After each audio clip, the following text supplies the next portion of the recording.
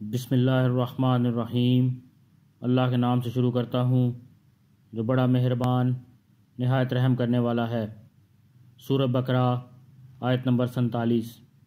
یا بنی اسرائیل اذکروا نعمتی التی انعمت علیکم وانی فضلتکم علی العالمین۔ اے بنی اسرائیل، میری وہ نعمت یاد کرو جو میں نے تم کو عطا کی تھی، اور یہ بات یاد کرو کہ میں نے تم کو سارے جہانوں پر فضیلت دی تھی۔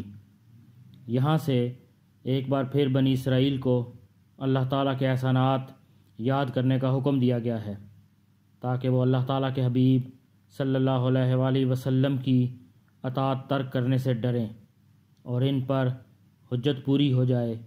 بنی اسرائیل کو ان کے زمانے میں تمام لوگوں پر فضیلت عطا کی گئی، اور جب حضور صلی اللہ علیہ وآلہ وسلم کی آمد ہوئی تو یہ فضیلت آپ صلی اللہ علیہ وآلہ وسلم کی امت کی طرف منتقل ہو گئی، اور اللہ تعالیٰ نے اپنے حبیب صلی اللہ علیہ وآلہ وسلم کی امت کو سب امتوں سے افضل بنا دیا۔